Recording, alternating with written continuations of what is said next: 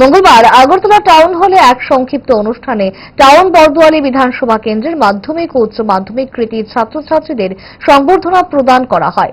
প্রধান অতিথি হিসেবে উপস্থিত ছিলেন বরদোয়ালি কেন্দ্রের বিধায়ক তথা মুখ্যমন্ত্রী ডাক্তার মানিক সাহা। তিনি মেধাবী ছাত্রছাত্রীদের প্রতি আহ্বান রাখেন তারা যেন সমাজ ও দেশের উন্নয়নের জন্য তাদের জ্ঞান ও মেধাকে সঠিক ব্যবহার করে।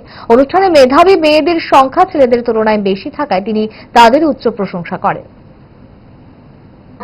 আমার মনে হয় এখানে যারা আজকে সংবর্ধিত হবে তাদেরকে আমি একটা কথাই বলবো যে সমাজ ও দেশের উন্নয়নের জন্য আপনাদের যে মেধা এবং জ্ঞান ও বুদ্ধি সেটার সঠিক ব্যবহার আপনাদের করা উচিত। আমরা অনেক এখানে তো ক্লাব কালচার আছে, আমরা সবাই জানি। বিভিন্ন জায়গায় ক্লাবে আমি যখন যাই বা আমি নিজেও ক্লাবের সাথে যুক্ত ছিলাম, কেউ আসতে চায় না ক্লাব টাপ করতে, কিন্তু নিরাপত্তা চায়, সুস্থ পরিবেশ চায়। এখন কিন্তু দেখা যায় অনেকটা আগের থেকে অনেকটা অনেক বেটার হয়েছে। মানুষ এখন আসছে, ছেলে মেয়েরা আসছে।